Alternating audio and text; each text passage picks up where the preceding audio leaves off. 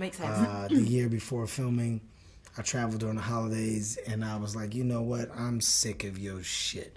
And I would just fight. I would fight in the air and see like how I came out of it, you know? Right. And by the way, nobody was off limits, right? Kids. Right. You know. My name is Afua Hagan from the British Blacklist. So happy to be here with Kevin Hart and Gugu Mbatha-Raw. How are you guys doing? We're doing great. Good. Amazing. Loved the film, by the way. Absolutely loved it. I actually watched it twice yesterday. Oh, wow. Nice. I am that person. First of all, I want to know your reaction to the script when you first read it. Kevin, what did you think? My reaction was really like, it was ambitious, overly ambitious. After reading the script, you know, wheels start spinning like, oh my God, like, we got to go and like put the right pieces to the puzzle together. Like everything is here on page, but it becomes a life even more once you attach personnel. So it was like the next stage of excitement for me. Oh my gosh. I mean, my first reaction, I think on the first page, I was like, Venice, Italy. I was like, I'm there. Yeah. It's, you know, the whole opening action sequence. We're like on the Grand Canal in St. Mark's Square. You know, I love Italy. It's such an iconic place. So for me, that really drew me in. And then, you know, I just love the tone. I think the tone of this is really fun and cool. And I think, you know, for me, having done a few darker psychological thrillers lately, to be able to do something that is a bit more light-hearted but has that sort of banter. I love the dynamic between my character and Kevin's character. You know, that there's a history there. 5 days, just right? 5 days, just guys. 5 days, you know, and that sort of grounds the movie in character. And, you know, the fact that, you know, Abby is sort of this straight woman outsider and she has this arc. You know, she goes on this journey from being part of, you know, representing the law to like joining the gang, and there was something really fun about that. Yeah, definitely. But Gugu, you are usually in kind of more serious and intense films. So how did you prepare for like this heist comedy, essentially? Yeah.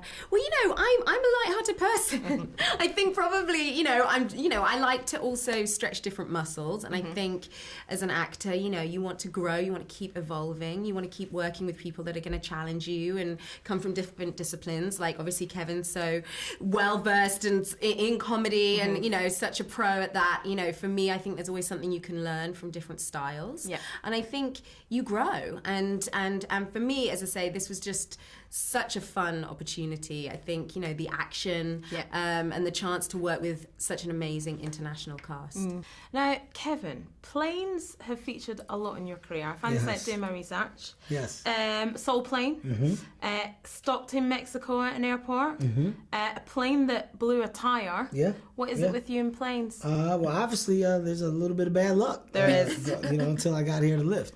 Everything happens for a reason. So sometimes the road is full of bumps before you get to the smooth side of it. But it's a full circle moment, you know, starting with Soul Plane and that being my first movie where I was like the lead, number one on the call sheet. And what that movie was supposed to be and what it was supposed to do, it wasn't and it didn't. So at this point in my career now, to come back to another leading man role that's, by the way, of course, a little more straight, but when you're responsible for the story and responsible for like distributing that ball of play to your other cast members, it's kind of dope to see it come from there and end up here. Not that I'm at the end, but it's dope that like full circle. Yeah, it's a full circle moment for sure.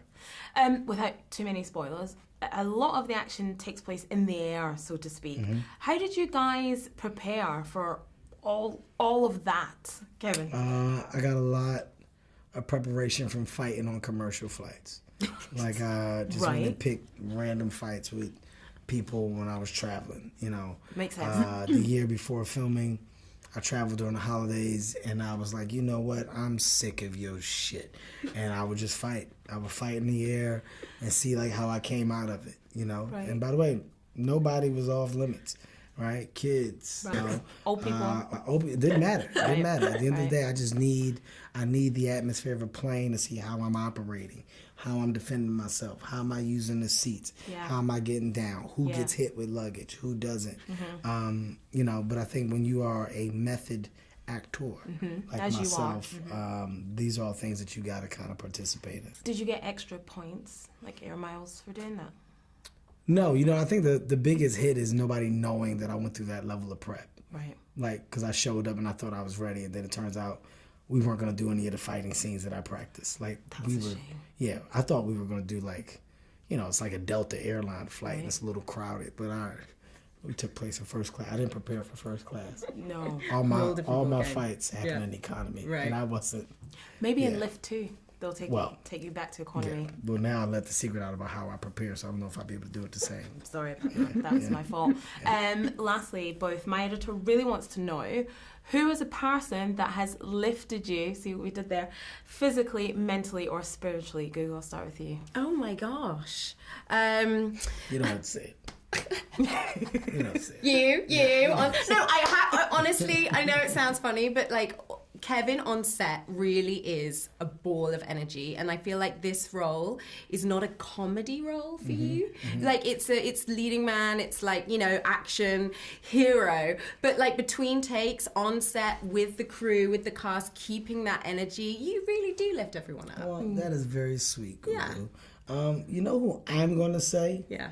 I think it's a very hard job for a director when they're dealing with multiple personalities, egos, whatever. I think F. Gary Gray did a good job of progressing, like, from when we started to how we ended. And his rapport with his cast grew. And it got to a point to where there was like a high level of trust in the decisions that he was making and his reasons for why. And in the beginning, it was like, oh, okay, why are we doing this? And there was a lot of questions, and it went to a point of trust. And after seeing the film, I was extremely lifted by the talent of F. Gary Gray, just as a visionary, seeing like a lot of the things that he saw that we couldn't see in the final product. Love that. Kevin and Gugu, thank you so very much. Thank you. I appreciate it. Thank you. Thank you so much.